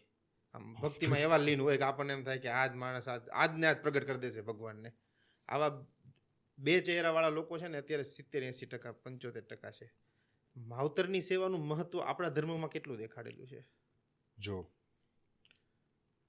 શ્રીમદ ભાગવતના એક પ્રસિદ્ધ અને જેને શુકદેવજીના રૂપ કહેવાય ને, એવા ડોંગરેજી મહારાજે એકવાર કહ્યું હતું કે મા બાપની પૂજા કરવાથી, મા બાપની સેવા કરવાથી ઈશ્વર મળી જાય એવા હજારો દાખલા છે, પણ ઈશ્વરની પૂજા કર્યાથી મા બાપ મળે એવા દાખલા નથી. તો અત્યારના સમાજમાં સૌથી વધારે જો જરૂર હોય ને તો લાગણીની જરૂર છે. આપણે બધા લાગણી શૂન્ય થયા છે. તમે કહ્યું કે કોઈ માળા કરે છે, કોઈ મંત્ર જાપ કરે છે, તો મંત્ર જાપ એ પોતાને શાંત કરવા કરે છે જે ઉચાટમાં છે, અથવા તો કોઈને બતાવવા કરે છે. સાચો ધર્મ એ પોતાનું કર્મ છે. ધર્મની ડેફિનેશન એકદમ ટૂંકી, સાચો ધર્મ એ પોતાનું કર્મ. હું કે તમે જ્યાં પણ આવ્યા છીએ ને ત્યાં હંમેશા કોકનું કંઈક ચૂકવવા આવ્યા છે. તમે જેના દીકરા બનીને આવ્યા નક્કી ચૂકવવા આવ્યા. તમે કોઈના પિતા બન્યા તો પણ ચૂકવવા, તમે કોઈના ભાઈ બન્યા તો પણ ચૂકવવા. અને એટલે જ એક પ્રસિદ્ધ શાયરે કહ્યું છે કે દુનિયામાં કંઈક ન હું કરજદાર છું મરીઝ, ચૂકવું બધાનું લેણું જો ઈશ્વર ઉધાર દે. તો આપણે બધાનું લેણું ચૂકવવા. તો એ સમયે જ્યારે આવી પરિસ્થિતિ સમાજમાં સર્જાય છે, ક્યાંક જતું કરવું પડે છે, ક્યાંક આપવું પડે છે, ક્યાંક સેવા કરવી પડે છે, ક્યાંક સાંભળી લેવું પડે છે, એ સમયે એ અનુસંધાન રાખી કે હું ચૂકવું બધાનું લેણું, હું ચૂકવી રહ્યો છું, એ ભાવનાથી જ્યારે કરો. બીજો એક અર્થમાં એમ કહું તો લાગણી શૂન્યતા. તમે તો આ દાખલો કહ્યો, મેં તો એનાથી વધારે ખરાબ જોયા છે. બનેલી હકીકત તમારી સાથે શેર કરું છું. અમે બધા ભેગા થઈ અને વૃદ્ધાશ્રમમાં વડીલોની જવાબદારી લઈએ છીએ. હવે એ જવાબદારીમાં એમના ટૂથપેસ્ટ અને બ્રશથી માંડી અને લાકડા સુધીની જવાબદારી, લાકડા એટલે સમજાયું ને, અંતિમ સંસ્કાર સુધીની જવાબદારી હોય. આવી એક જગ્યાએ જવાબદારી અમે લોકોએ લીધેલી હતી. વૃદ્ધાશ્રમમાંથી સવારના સમયે મારી પર ફોન આવ્યો કે બા ગુજરી ગયા છે. નામ નહીં આપી શકો, XYZ, બા ગુજરી ગયા છે. તો મેં તેમના પરિવારવાળાને ફોન કરો. આઈ એમ વન ઓફ ધ ટ્રસ્ટી. એમના પરિવારવાળાને ફોન કરો. કર્યો, ના પાડે છે. બીજાને કરો, અમારી પાસે 10 જણાનો ડેટા રહેતો હોય, એમના બીજા કોઈને કરો, બધાને કરે, ના પાડે છે. થોડી વાર એને ફરી કરજો, નહીં તો પછી અમે આવીએ છીએ. સવારે લગભગ આ ફોન વહેલી પરોઢે આવેલો હતો. સાંજે 4 વાગે ફરી ફોન આવ્યો, હવે તમે આવી જાઓ. હું 4 વાગે મારે એ વૃદ્ધાશ્રમ સુધી પહોંચતા 5:30 વાગ્યા. જઈ અને જે કાગળની જે એક પ્રોટોકોલ હોય એ પૂરો કરવો પડે. વ્યવસ્થાના ભાગરૂપે કાગળ તૈયાર થયા, મેં સહી કરીને પછી હું જોવા માટે ગયો. મારા માટે તમને અત્યારે સાંભળતા જેટલું નવું લાગે છે એટલું આ બધી વસ્તુ મારા માટે નવી નથી. કારણ કે મને તો ઈશ્વરે એવી જગ્યાએ મૂક્યો છે, ઘણા લોકોએ એવી વિલ બનાવી હોય કે મારા મૃત્યુનું ડિસિઝન આ લેશે. એટલે હું એ પરિસ્થિતિમાંથી, એટલે મારા માટે આ બધું નવું નથી. સહી કરીને હું જોવા માટે ગયો. પહેલી વાર મેં આવા ઘણા બધા કેસ જોયેલા, ઘણા બધા વૃદ્ધાશ્રમે જોયેલા છે. દરવાજો ખોલતા મારા રૂંવાડા ફરક્યા, મને ધ્રુજારી થઈ. ને તો ઈશ્વરની કૃપા એવી છે કે મને ક્યારેય સૂગ ચડતી નથી, મને ક્યારેય ગભરામણ ન થાય. પહેલી વાર આવું થયું અને મેં જે દ્રશ્ય જોયું ને, દ્રશ્ય હજી પણ મને યાદ આવે છે. એક પતિ પત્ની કપલ આ રૂમમાં રહેતા હતા, મોટી ઉંમરના, દાદા અને દાદી. એ દાદી ગુજરી ગયેલા, એ બા ગુજરી ગયેલા. દાદાના બંને પગ ઢીંચણથી ઉપરના ભાગથી કાપી નાખેલા. એક્સિડન્ટલી બંને પગ કપાઈ ગયેલા અને જાંઘ ઉપર કપાઈ ગયેલી જાંઘ ઉપર એ બાનું માથું એ જાંઘ ઉપર મૂકી અને દાદા હાથ ફેરવતા હતા. મેં પૂછ્યું કેટલા વાગે ગયા? કે રાત્રે 3 વાગે આ બા ગુજરી ગયા હતા. ત્યારના આ દાદા એમના એમ બેઠા છે સાંજના 5 વાગ્યા સુધી. મેં પૂછ્યું કેટલા દીકરા? 3 દીકરા 1 દીકરી. નામ જ્યારે દીધું ને ત્યારે આખા ફેમિલીને હું પર્સનલી ઓળખું. Highly educated, not well, highly educated. પગાર લાખની આજુબાજુના બધાના. એક અમદાવાદ, એક વડોદરા અને એક મુંબઈ. મને એ વખતે વિચાર આવ્યો ચલો કદાચ આ બા ગુજરી ગયા એની તો હવે કંઈ જોવાનું એમને હતું નહીં, પણ કદાચ આ બાપનો વિચાર કર્યો હોત ને તો એ સારું હતું. એવાય ઘણા બધા જે છાપે ચડે છે આપણે જોઈએ છે. ઘરમાં માર મારતા હોય ને એવી પરિસ્થિતિ છે. અને શેને માટે? પહેલા છે ને કૂવે પાણી ભરવા જવું પડતું હતું. અત્યારે આરોની મોટે ભાગે 85% મકાનોમાં અત્યારે માટલા પણ નથી, સીધું આરોમાંથી પાણી લઈએ છીએ. કશું જ કરવાનું નથી. તો અત્યારે આ લાગણીહીન, સંવેદનહીન બધા કેમ થયા એ વિચાર કરવાની જરૂર છે. એ બહુ મોટો વિચાર કરવાની જરૂર છે. તો એ લાગણીહીન જે સંવેદનાહીન જે થયા છે ને એ સંવેદનાહીન આ આંખે છે ને જોવું હોય ને તો આંખમાં તેજ જોઈએ, બધાને ખબર છે. પણ ડૉક્ટરને પૂછો કે એકલું તેજ હોય તો ચાલે? ડૉક્ટર ના પાડશે, ના એકલું તેજ નહીં, તેજની સાથે ભેજ પણ જોઈએ. જો આંખ સુકાઈ જાય ને તો એ તમે જોઈ ન શકો. બસ એવી જ રીતે તમારી પાસે બુદ્ધિ ગમે તેટલી આવી જાય ને પણ જ્યાં સુધી હૃદયની ભીતર કરુણતા અને લાગણી ન હોય ને ત્યાં સુધી તમે ઈશ્વરને ક્યારેય જોઈ શકવાના નથી. આ વસ્તુને સમજવાની જરૂર છે. આંખ માટે તેજ અને ભેજ જરૂરી છે. જીવનમાં પણ તેજ હોવું સાથે જ એટલું જ મસ્ટ ઇમ્પોર્ટન્ટ ભેજ હોવું, ઇમોશન્સ હોવા. આઈક્યુની બધાને ખબર છે. કદાચ તમે એ પહેલી વાર સાંભળશો મારી જોડે. આઈક્યુની બધાને ખબર છે. અત્યારે બધા જેમ કે આઈક્યુ સારો છે કે નહીં, આઈક્યુ ટેસ્ટ કરાવીએ. ગેમ રમે ને મોબાઈલમાં તો આઈક્યુવાળી ગેમ રમીએ. ક્યારેક પોતાને પૂછો આઈક્યુ તો ઠીક છે, ઇક્યુ છે? EQ means emotions. અને એ ઇક્યુને પૂછ્યા પછી પૂછો એસક્યુ છે? That means spiritual. આ આઈક્યુથી આગળ વધો ઇક્યુ, અને ઇક્યુથી આગળ વધો એસક્યુ.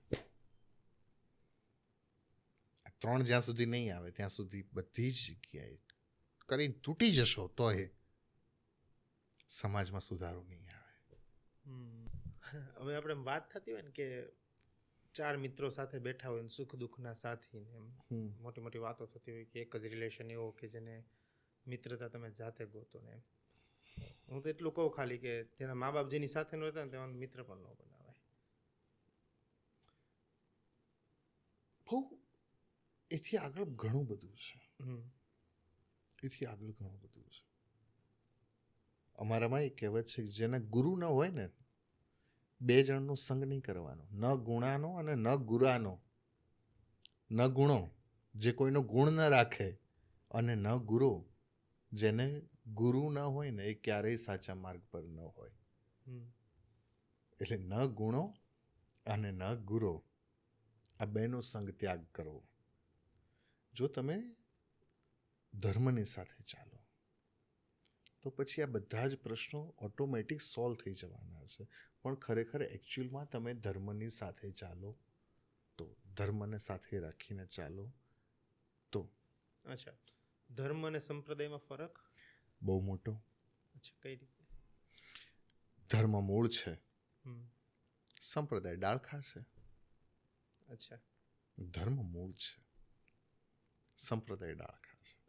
ડાળખા જ્યારે મૂળ કાપવાની વાત કરે ત્યારે ડાળખા જ્યારે મૂળ કાપવાની વાત કરે ત્યારે એને ખબર નથી કે એને એ પોતે જ સુકાશે. એને મૂળથી જે છૂટો પડ્યો ને એ ક્યારેય સાજો ન રહી શકે. એ હંમેશા સુકાય, એ સડે, એમાં સડો આવે, એ કરમાય, એ મુરઝાય, એ તૂટે અને એ પડે. તો મૂળ ધર્મ છે. સંપ્રદાય એક વ્યવસ્થા હોઈ શકે. સંપ્રદાય ક્યારેય ધર્મથી મોટો ન હોય. અચ્છા, જ્યારે સંપ્રદાય ધર્મ ઉપર હુમલો કરે બહુ બધી રીતે, હવે તો એમ નથી થતું કે તલવારો લઈને તમે નીકળી પડો ને મારી નાખો ને, બહુ ઓછું થઈ ગયું છે. પણ શાબ્દિક વાર તમારા ધર્મ ઉપર જ્યારે આવી રીતના શાબ્દિક વાર રીતે જ્યારે આમ પ્રેશર આવતું હોય ત્યારે ધર્મની રક્ષા કરવી જોઈએ આપણે, કે ધર્મ પોતે પોતાની રક્ષા કરી લેશે? ના, તમને જે જવાબદારી આપી છે ઈશ્વરે, ધર્મો રક્ષતી રક્ષિતા, તમારે જ તમારા ધર્મની રક્ષા કરવી પડશે. એક અંગ્રેજી વાક્ય છે, if you don't pay to the product that means you are the product. તમને જ્યાં દેખાડો કરીને આકર્ષવામાં આવે છે ને ખેંચવામાં આવે છે ને ત્યાં તમે પ્રોડક્ટ છો. પ્રોડક્ટ બનાવવામાં આવે છે. રાવણની લંકા સોનાની હતી. શક્ય છે કદાચ બીજી કોઈ જગ્યાએ હોય એના કરતાં મોટો મહેલ હશે. દેવાધિદેવ મહાદેવના માટે થઈ અને લંકાનું સર્જન થયું હતું તો શક્ય છે, કદાચ આ મારી કલ્પના હોઈ શકે, પણ શક્ય છે કે બીજા કોઈ મહેલ કરતાં મોટો હોઈ શકે. તો શું રાવણને આપણે રામતુલ્ય ગણીશું? નહીં ગણી શકાય. તકલીફ જ એ છે કે મોટું જોઈ અને જો તમે વિચાર કરતા હોય કે આ મોટા, ના, એ મોટા નથી, એ મોટા નથી. અને એકચ્યુઅલ શું છે એ સમજવાની જરૂર છે. ભગવાન સ્વામિનારાયણનું એક વાક્ય મને બહુ ગમે છે. સહજાનંદ સ્વામીએ સ્વામિનારાયણ ભગવાનને એવું કહ્યું હતું કે હથેળીમાં ચંદ્રમાં બતાવે ને હાથમાં ચાંદો બતાવી દે ને એ મને ગમતો નથી, એ મારો એટલો પ્રિય નથી જેટલો એક ખૂણામાં બેસી અને શ્રી કૃષ્ણના નામની માળા કરનારો મને પ્રિય છે. હથેળીમાં ચંદ્રમાં બતાવી શકે એટલું સામર્થ્ય જેનું હોય ને એ મને એટલો પ્રિય નથી જેટલું એક ખૂણામાં બેસી અને કૃષ્ણના નામની માળા કરનારો મને પ્રિય છે. તો છે ને, સિદ્ધિ કરતાં શુદ્ધિ માટે જવું જોઈએ. સિદ્ધિ ઘણી મોટી હોઈ શકે. એક સમય વિજય માલ્યાની સિદ્ધિ કેટલી હતી? બહુ મોટી. અને એ વખતે તો એનાથી મોટું કોઈ લાગતું જ નહોતું. લાઇફસ્ટાઇલ કિંગ ઓફ ઇન્ડિયા લાગતો. અને આ એ પછી જ્યારે ખબર પડી કે એકચ્યુઅલમાં એ શું છે, ત્યાં સુધીમાં શું થયું? તો લાઇફસ્ટાઇલ કિંગ ઓફ ઇન્ડિયા લખનાર એને જ ઇન્ડિયન જૂતા મારે છે, હે ને? અને એ વખતે એને જ સેલ્યુટ કરતા હતા. ક્યારેય પૈસાથી ધર્મને ન તોલવો જોઈએ. કારણ કે અહીંયા તો આપણે તો એમ કહ્યું ચપટી ભભૂત મેં હે ખજાના કુબેર કા, કે શિવજીની ચપટી ભભૂતિ હોય ને એમાં એક કુબેરનો ખજાનો એ ભસ્મની આગળ ન આવે. આપણે એ સંસ્કૃતિના માણસો છીએ. એટલે જ્યાં પણ આવી રીતે પ્રહાર કરવાની વાત હોય. બીજી એક વાત તમને કહું છે, કદાચ પહેલી વાર થતી હશે. પુરાણ હોય કે ધર્મશાસ્ત્ર હોય, એમાં એક શબ્દ છે પ્રક્ષેપ.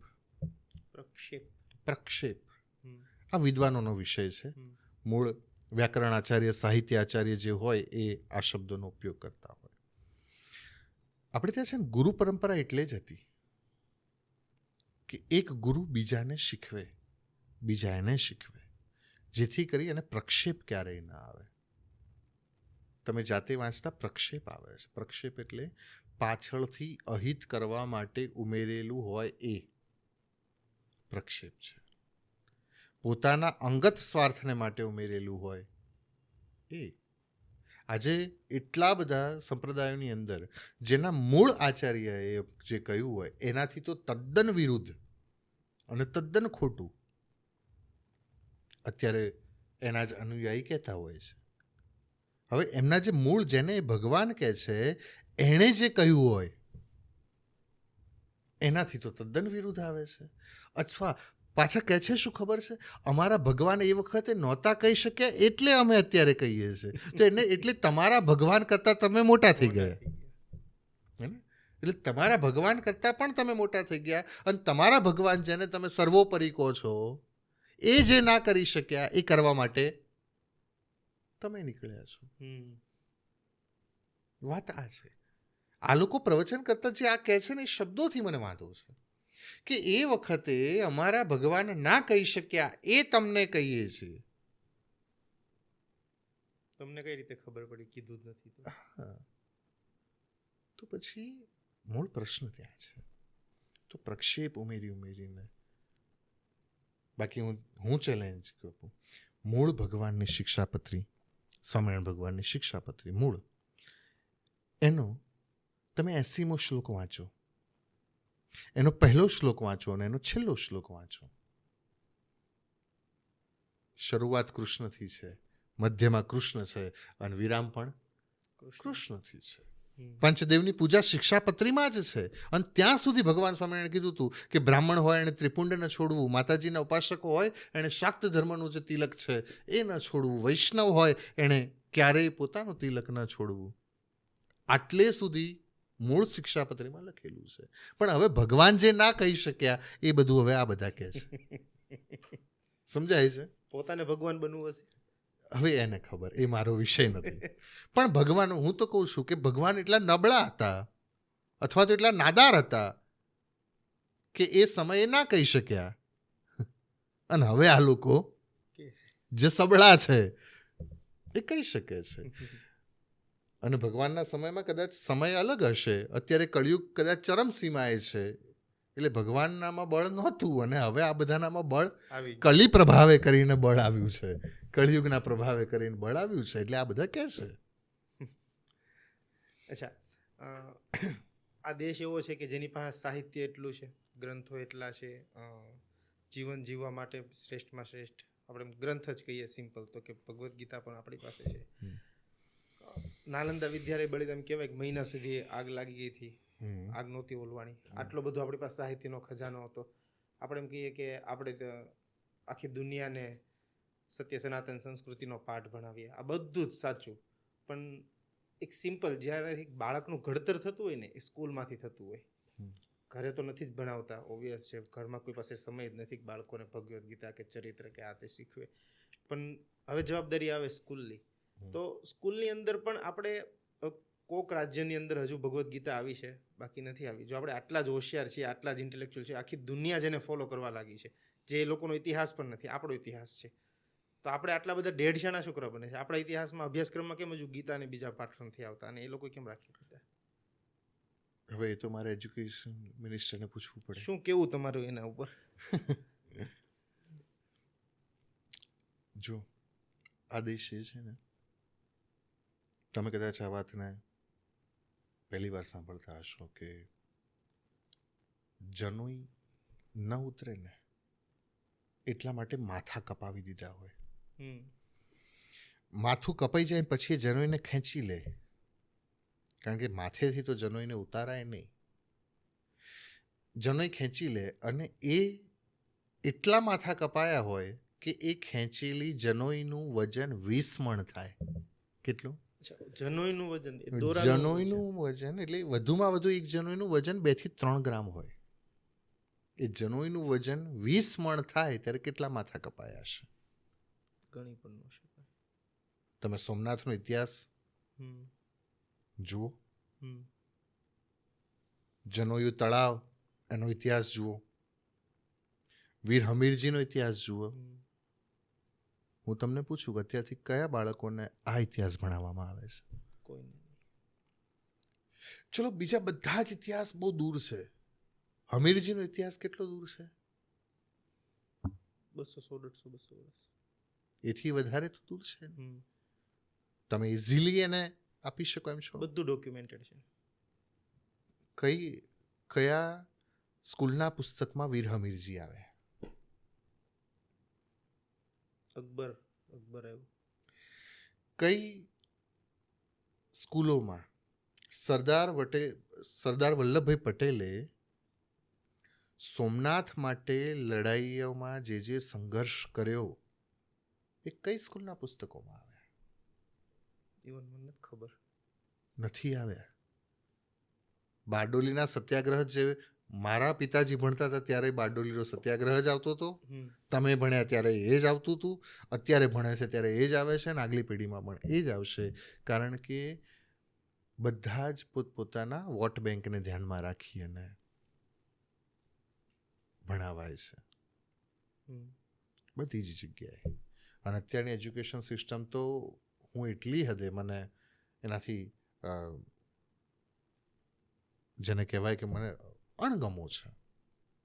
જે રીતે ભણાવવામાં આવે છે બાળકોને, જે રીતે એમને કહેવામાં આવે છે. તો હું ક્યારેક પર્સનલી આભાર માનું છું કે આપણે ત્યાં એવી મૂવીઝ આવે છે કે જેથી કરીને ઇતિહાસને રિલેટ કરી શકાય છે.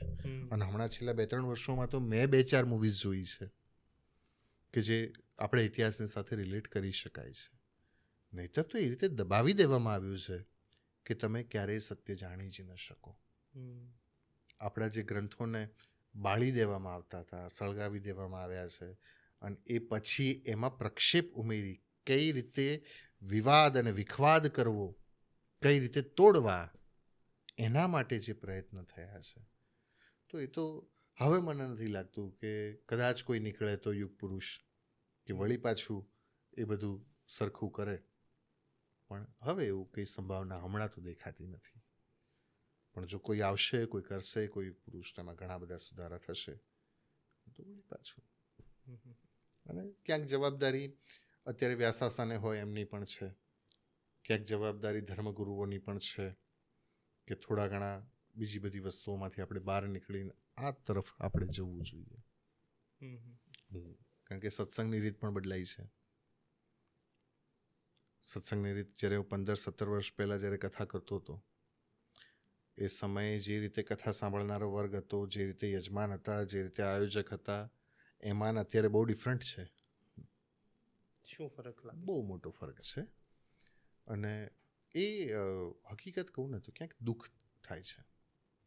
દુઃખ એ થાય છે કે પહેલાં શ્રદ્ધાથી, જ્ઞાનને માટે, ઈશ્વર માટે, સમાજના કલ્યાણ માટે, એના માટે કથા હોય અને કથાનો મૂળ હેતુ એ જ છે. હવે કેવું થયું છે, હવે અમને એમ કહે છે કે અમારી સંસ્થા બની રહી છે. તો હા, ચોક્કસ કંઈક સારું કામ થતું હોય તો આપણે એમાં થવું જ જોઈએ ને. એ માધ્યમથી થાય, બહુ સારી વસ્તુ છે. પણ જે કથાનો મૂળ ભાવ હોય ને એમાં ક્યાંક ઓછો થતો જાય એવું મને લાગે છે. મૂળ હેતુથી ક્યાંક હા, વક્તા ક્યાંક મજબૂત હોય તો સંભાળી શકે ને કરી શકાય, પણ છતાંય મૂળ હેતુથી, મૂળ ભાવનાથી બહુ દૂર જઈએ છે. વારે વારે તમે 10 વાર કૃષ્ણ બોલ્યા, આટલો બધો લગાવ કેમ કૃષ્ણથી? મને ગમે છે.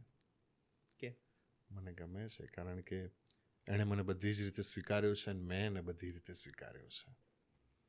કૃષ્ણ છે ને એ સ્વીકારનો દેવ છે. કૃષ્ણ છે ને સ્માઇલનો દેવ છે. કૃષ્ણ કોન્શિયસનેસનો, તમારા ચૈતન્યનો દેવ છે. કૃષ્ણ તમારા હૃદયની ભીતર રહેનારો છે. એક શ્લોક છે, કરારવિંદેન પદારવિંદમ મુખારવિંદે વિનિવેશયંતમ વટસ્ય પત્રસ્ય પુટેશયાનમ બાલમ મુકિંદમ મનસા સ્મરામી. હવે એનું ગુજરાતી એવું થાય કે વડના પાન ઉપર કૃષ્ણ સૂતા હોય એવા. હવે પ્રેક્ટિકલી જુઓ ને તો ક્યાંય ભાગવતમાં એવું લખ્યું નથી કે વડના પાન ઉપર ભગવાન સૂતા હોય. પણ આયુર્વેદ એમ કહે છે કે માણસનું હૃદય કેવું હોય તો કે વડના પાન જેવું, જેને આપણે હાર્ટ શેપ કહીએ છીએ. તો તમારા હૃદયની ભીતર એ ભગવાન રહેનારો છે. એટલે મને કૃષ્ણ ગમે છે. કૃષ્ણ માટે દ્વારકાના સિંહાસન ઉપર બેઠા પછી સુદામા માટે એ જ ભાવના રહે છે. એટલો એ જાગૃત છે, એટલો એ લાગણીશીલ છે, એટલે મને કૃષ્ણ ગમે છે. એવું કહ્યું છે કે નારદને શુક વ્યાસ રટે પછી હારી તવું પુની પાર ન પાવે તાહી આહીર કી છોહરિયા છછી આભર છાછ પે નાચ નચાવે. નારદ વ્યાસ જેને રટતા રટતા પણ એમ કે નેતિ નેતિ વેદો જેને નેતિ કહી દે ને એ છાશ માટે નાચી લે છે. એટલું સરળ થતા એને આવડે છે, એટલે મને કૃષ્ણ ગમે છે. તો ક્યારેક અને રાધાને માટે રડતાય આવડે છે અને રૂક્ષ્મણીની સાથે હસતાય આવડે છે, એટલે મને કૃષ્ણ ગમે છે. અને યશોદાજીની સાથે નંદભવનમાં રહેતા પણ આવડે છે અને પછી દ્વારકાધીશ થઈ અને એ યશોદાને યાદ કરતા પણ આવડે છે. એટલે એને રહેતા અને રાખતા બંને આવડે છે. બહુ સરસ વાક્ય છે કે ભગવાન આપણને ભાવે કે ના ભાવે, કૃષ્ણ તમને ભાવે કે ના ભાવે, પણ હકીકત એ છે કે આપણને સૌને ન ભાવે છે. એટલે ભટકતા મને પણ ભટકતા શ્રી કૃષ્ણને ભજ્યા કરો. ક્યારેક ભક્તિની કુંજ ગલીમાં ભટકતા ભટકતા શ્રી કૃષ્ણ ભટકાઈ જશે. એટલે મને કૃષ્ણ ગમે છે. અચ્છા, વાત થઈ એમાં એક ટોપિક આવ્યો Radhaji. There is a huge difference between love and attraction. બંનેમાં બહુ મોટો ફરક છે. રાધા કૃષ્ણ એક તો નહોતા થઈ શક્યા, પણ એમ કહેવાય કે એ બંને પ્રેમમાં હતા. હવે વાત આવે કે એટ્રેક્શનની. પ્રેમ આખો સબ્જેક્ટ અલગ છે ને એટ્રેક્શન આખો સબ્જેક્ટ અલગ છે. પણ એમની પાસે એક ખાસ રાધાજી પાસે એક એવું એલિમેન્ટ હતું, ધેટ્સ કોલ્ડ એક્સેપ્ટન્સ. રાધાજીને ખબર હતી કે કૃષ્ણ મારા કદી નથી થવાના, છતાં રાધાજીએ એમને દિલ જાથી પ્રેમ કર્યો. આવું એક્સેપ્ટન્સ લાવવું જિંદગીની અંદર કેટલું જરૂરી છે ને એક રિલેશનશિપને કઈ રીતે સુધારી શકે? જો એક કોમન વર્ડ છે ને બોલાતા હોય, આઈ લવ યુ. હું આની વાક્ય રચનાને જ ખોટી કહું છું. અચ્છા. જ્યાં આઈ હોય ને ત્યાં લવ યુ હોય જ ન શકે. આ અહંકાર દેખાડે. હા, આઈ ઇઝ ઓલવેઝ કેપિટલ. જ્યાં તમને પોતાને યાદ રહે ને ત્યાં ક્યારેય પ્રેમ ન હોઈ શકે. એ હંમેશા સ્વાર્થ જ હોય. એટલે અત્યારે વાતે વાતે બોલાતો શબ્દ છે ને કે આઈ love you, I love you. જ્યાં આઈ હોય ને ત્યાં લવ પોસિબલ જ નથી, ક્યારેય શક્ય નથી. બીજી એક વાત કહું, અત્યારે છે ને શબ્દો બોલાય છે, I love you, I miss you, આ બધું જ બોલાતું હોય. આ બધા જ શબ્દોથી વિશેષ રિલેશનશિપ માટે કોઈ શબ્દો હોય ને તો એ છે I understand you. Not only love you, not only miss you. રસ્તામાં હાલતા હાલતા લવ યુ કહી દે છે. કોઈ સેલિબ્રિટી જતી હોય ને હજારો લોકો લવ યુ કહી દે છે. આજે તમારા ફોલોવર્સ હોય કે મારા ફોલોવર્સ હોય ઇન્સ્ટાગ્રામ ઉપર કેટલા બધા હશે. રસ્તામાં જતા કોઈક પાછળ પડીને સેલ્ફી લઈ લે છે. લાઈક આપણે એમને હાલતા આપણે રીલ કે આ રીલને લાઈક કરજો. લાઈક લવ બહુ બહુ સહેલું છે. તમે પણ કંઈક આડું અવળું કરો તો ઓટોમેટિક વધારે રીલના વ્યૂઝ મળવાના છે. નેગેટિવ બોલું એટલે નેગેટિવ કંઈક કરું, હું નેગેટિવ કરું તો ઓટોમેટિક એના વ્યૂઝ વધી જવાના છે. આ લાઈકથી આ લવથી ઉપરનો કોઈ શબ્દ હોય ને તો આઈ અન્ડરસ્ટેન્ડ યુ. રિલેશનશિપમાં સૌથી વધારે અઘરું છે ને એ છે કે હા હું તને સમજું છું, હું તને સમજી શકું છું. Actual understand you. I will try to understand you. આટલું કહેનારા કયા? અને જે આવું કહે ને એ જ સાચી રિલેશનશિપ. બાકી લવ યુ કહે ને ક્યારેય રિલેશનશિપ ટકવાની નથી, નક્કી છે. લાઈક યુ કે આઈ મિસ યુ કે એ રિલેશનશિપમાં ક્યારેય ભલીવાર નથી, એ નક્કી છે. મળે ને તો કોઈક એવું મળે. એક શેર છે કે મળે તો એવા હમસફર મળે કે મંઝિલ રસ્તામાં મળે. તમારે એક મંઝિલ સુધી પહોંચવાનું હોય ને અને તમને મંઝિલ દેખાતી હોય ને ત્યાં સુધી તમારી સાથે હમસફર નથી. નહીં, અત્યારે બધા એમ કે અમે બંને જણા જોબ કરીશું, બંને જણા આમ કરીશું, પછી આમ પેલું કરી દઈશું. ક્યારેય એ સક્સેસ થવાના નથી. રિલેશનશિપ એ છે કે તમને જે કરો છો ને એમાં મંઝિલ દેખાય. તમે જે સાથે હોવ ને એમાં ફેલાય છે રણમાં હરિયાળી, વેરાનોય સુંદર લાગે છે. જો હોય રૂપાળો સથવારો હર દ્રશ્ય મનોહર લાગે છે. હે ને? તો એવું રિલેશનશિપ હોય.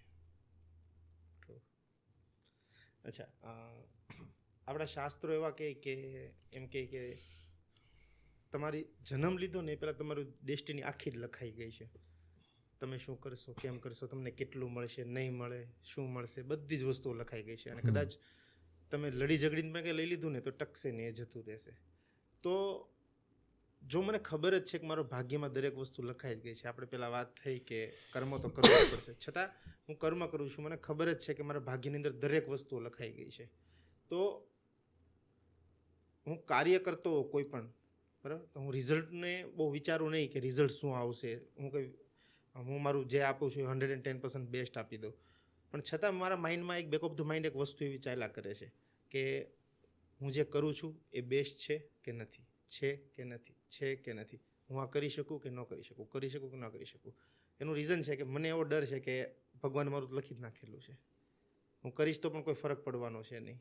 તો આ ઇન્ટરનલ મોટિવેશન છે ને દિવસે દિવસે દિવસે દિવસે દિવસે ઘટતું જાય. અને આમ પોતાનો કોઈ પ્રશ્ન થતો થઈ જાય કે યાર હું તો બહુ નમાલો છું, હું નબળો છું, મારીથી બીજા બહુ બેસ્ટ છે. ઇવન આપણા પેરેન્ટ્સ પણ ઘરે જ્યારે હોઈએ ત્યારે નાનપણથી લઈને એમ કહે કે પેલો કેટલો તારી કરતાં બહુ સારો છે, પેલી બહુ સારી છે. મતલબ કમ્પેરિઝનના વર્લ્ડની અંદર દરેક વ્યક્તિને, તમને દરેક વ્યક્તિ સાથે સરખાવવામાં આવે ને આવે. તો મારું ભાગ્ય લખાઈ જ ગયેલું છે. મને ઘરેથી ટોક કરે છે કે સમાજ ટોક કરે છે, મારી કમ્પેરિઝન થયા જ કરે છે. તો આવી સિચ્યુએશનની અંદર મારે પોતાની જાતને કઈ રીતે હેન્ડલ કરવી અને મારી જાતને કઈ રીતે સમજાવવું કે જે લખાઈ ગયું છે એ પણ કરવા માટે કર્મ જ જોશે, નહીં તો લખાયેલું પણ નહીં થાય. જો મહાભારતનું યુદ્ધ પૂરું થયું ને એ સમયે કૃષ્ણ અર્જુન અને યુધિષ્ઠિરને સાથે લઈ અને બર્બરીકને મળવા જાય છે. બર્બરીક એટલે કોણ? જેને આપણે બળિયાદેવ કહીએ છીએ. અચ્છા. એ યોદ્ધા એવું હતું કે એ ધારે તો એક જ સેકન્ડમાં યુદ્ધ પૂરું થઈ જાય. એટલે પહેલું માથું એનું કપાવી અને પર્વતની ટોચ ઉપર મૂકી દીધેલું. એ યુદ્ધને જોવે છે, આખા યુદ્ધને એણે જોયું છે. એને પૂછ્યું અને અર્જુન પૂછે છે કે તમે જોયું મેં કેવી રીતે બધાને હણ્યા, કેવી રીતે માર્યા? અને એ વખતે બર્બરી કહે છે કે તમે કશું કરતા જ નહોતા, કૃષ્ણનું જ સુદર્શન ચક્ર બધે ફરતું હતું અને બધાને હણતું હતું, બધાને મારતા હતા. એ તો તમને એવું લાગે છે કે તમે કરો છો. બંને વસ્તુને સમજવાનું. આ જે પોઈન્ટ ઓફ વ્યૂથી બધા બોલે છે ને કે ભાગ્યમાં લખાઈ ગયું છે. એક થાળી હોય, એ થાળીની અંદર બધી જ વાનગી પીરસાઈ છે, ખાવાની કઈ ને તમારા હાથમાં છે. થાળીની અંદર જે વાનગીઓ આવી એ તમારા ભાગ્યથી આવી છે, પણ જ્યારે એને ખાવાની છે ને ત્યારે તમારે કર્મનો હિસાબથી કરવાનું છે. દરેકે દરેક વસ્તુમાં આમ કરીશ તો આમ થશે એ ટર્મ્સ કન્ડિશન છે. જેમ તમે જો બહુ મોટું બેનર હોય અને પછી છેલ્લે ફૂદડી કરીને terms and condition apply, same situation આમાં છે. તમે કોઈક એડવર્ટાઇઝિંગનું બેનર જુઓ ને એટલે બહુ જ મોટું બધું લખેલું હોય અને પછી છેલ્લે બહુ નાના અક્ષરોમાં આમ ઝીણવી આંખ કરીને વાંચવું પડે એવું લખેલું હોય, ટર્મ્સ એન્ડ કન્ડિશન એપ્લાય. ભાગ્યમાં પણ એવું છે કે બધું જ નક્કી, બધું દેખાય છે, પણ છેવટે ટર્મ્સ એન્ડ કન્ડિશન એપ્લાય. અને સૌથી વધારે મહત્વનો શબ્દ એ જ હોય છે. તો ભાગ્યમાં પણ એવું છે કે તું આમ કરીશ તો આમ થશે, આમ કરીશ તો આમ થશે, આના પછી આમ થશે, આમ વર્તીશ તો આમ થશે. જ્યોતિષશાસ્ત્રમાં પણ લખેલું હોય કે ભાઈ તારે છે ને કોઈની સાથે કડક શબ્દોમાં ના બોલવું, તારે અપશબ્દોથી દૂર રહેવું, તારે જાહેર જે ફાસ્ટ ફૂડ મળતા હોય એનાથી દૂર રહેવું. આવું ક્યારેક એસ્ટ્રોલોજી લખીને આપે છે. તો તારે આમ કરવું તો બચાવ થશે, આ છોડીશ તો બચાવ થશે. એટલે માણસે ક્રિકેટ રમવાની છે, ક્રિકેટ મેં બનાવેલી ક્રિકેટ છે. કઈ રીતે? 3 સ્ટમ્પ, હમ. ભક્તિ, જ્ઞાન અને કર્મ. એની ઉપર 2 ચકલી, જેને આપણે બેલ્સ કહીએ છીએ, ચકલી, એ છે મન અને બુદ્ધિ. ભક્તિ, જ્ઞાન, કર્મ, મન અને બુદ્ધિ. એક ઓવરમાં 6 દડા: કામ, ક્રોધ, લોભ, મોહ, મદ અને મત્સર. હમ. તારો જે રોલ છે ને બેટ્સમેનનો છે. હમ. દડો આવે એટલે બેટ્સમેનનું કામ શું હોય? સ્ટમ્પને બોલ અડવા દેવાનો નહીં. તારા ભક્તિ, તારા કર્મ અને તારું જ્ઞાન, તારા મન અને બુદ્ધિને તારે કામ, ક્રોધ, લોભ, મોહ, મદ અને મત્સર એ સ્પર્શવા દેવાનો નહીં, અડવા દેવાનો નહીં. અને એ દડો આવે એટલે તારે બેટથી એને ફટકારવાનો છે. દડો જેટલો દૂર જશે એટલા રન વધારે થશે. તું આ દડાને જેટલા દૂર ફેંકી શકીશ એટલા આધ્યાત્મથી તું નજીક પહોંચીશ, એટલા રન તારા વધારે છે. પણ બધા જ દડા હોય ને એને બધે દૂર ફેંકી શકાય એવા ના આવે. એટલે ક્યારેક લેગ સાઈડ, ક્યારેક રાઈટ સાઈડ એને દબાઈ દેતા હોઈએ. એટલે બેટ જે હાથમાં રાખવાનું છે ને એ વિવેક, વિવેકનું તારે બેટ રાખવાનું છે. અને પછી તું એને ઉછાળે તો છે, દડાને તે ઉછાળ્યો, પણ જો કોઈ ખિલાડી એને કેચ કરી લે છે તો આઉટ. ફિલ્ડિંગ ભરનારા 11 છે: પંચ કર્મેન્દ્રિય, પંચ જ્ઞાનેન્દ્રિય અને વિકેટ કીપર એ તારો અહંકાર. જો એના હાથમાં પણ કામ, ક્રોધ, લોભ, મોહ, મદ અને મત્સર આવશે તો તું આઉટ. એટલે માણસે આ ક્રિકેટ રમવાની છે. અને એમાં આ દડાને જેટલા તમે દૂર રાખી શકો ને એટલા આધ્યાત્મમાં તમે આગળ વધી શકો. અને તમારા ભક્તિ, જ્ઞાન અને કર્મને સાચવવાનું છે. આ ક્રિકેટ ઓલવેઝ રમવાની છે. તમારે લાસ્ટ મેસેજ કોઈ આપવો હોય યુથને? ઓલવેઝ આ ક્રિકેટ રમ્યા કરો. ઓલવેઝ વિચાર કરો કે આ ક્રિકેટ આપણે રમવાની છે. નહીં તો ઘણું બધું છે કહેવા માટે. તો સારી લાઈનની સાચી લાઈન કોઈ કેવી હોય? કડવું હોય પણ સત્ય હોય. કડવું હોય પણ સત્ય એ છે કે જ્યાં સુધી બીજું બધું જ હશે. અમે ઘણી વખત કહું છું, તમે કોઈને જમવાનું આપો ને એ બીજા દિવસ સવાર સુધી રહે. તમે કોઈને વસ્ત્ર આપો ને એ ફાટે નહીં ને ત્યાં સુધી રહે. હું તમને ₹1,00,000 આપી દઉં, એને ₹1,00,000 ક્યાં સુધી ₹1,00,000 છે? જ્યાં સુધી એમાંથી ₹1 ઓછો નથી થતો ત્યાં સુધી. અને નહીં તો ઇકોનોમિક્સનો સ્ટુડન્ટ છું. ઇકોનોમિક્સનો નિયમ છે કે એવરી સેકન્ડ પૈસાનું ડિવેલ્યુ થતી જાય, રૂપિયાની ડિવેલ્યુ થતી જાય છે. Every second. એનું એ ક્યાં સુધી? જ્યાં સુધી એ વપરાતા નથી ત્યાં સુધી. પણ જ્યારે તમે વિચારની આપ-લે કરો ને તો એ પેઢીઓને તારી નાખે છે. ત્યાં પેઢીઓ તરી જાય છે. એટલે અત્યારના સમયમાં સૌથી વધારે જો જરૂર હોય ને તો બીજું બધું મૂકી અને વિચારની આપ-લે, ખુલ્લા હૃદયથી માણસ બોલી શકે અને ખુલ્લા હૃદય સમજનારો અને સાંભળનારો કોઈકને આપણે બની શકીએ ને એવા જો બનશો ને તો તમે આધ્યાત્મમાં ખૂબ આગળ વધી જશો. તમે વ્યવહારમાં ખૂબ આગળ વધી જશો. તમે સામાજિક રીતે ખૂબ આગળ વધી જશો. નેક્સ્ટ ટાઈમ જ્યારે લડાઈ થાય ત્યારે ભાગવા કરતાં વાત કરી લેવી વધુ સારી. વધુ સારી. Thank you so much doctor Karnav Shastriji. દાદા, ખૂબ મજા આવી તમારી સાથે વાત કરીને. મેં તો બહુ ઓછું બોલ્યો, તમે જ બોલ્યા છો કેમ કે હું સાંભળતો હતો.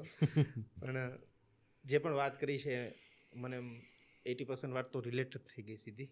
So thank you so much. તમે CM શોમાં આવ્યા ને આટલી બધી ઇન્સાઇટફુલ ઇન્ફોર્મેશન અમને શેર કરી. Thank you so much coming on the CM. Thank you.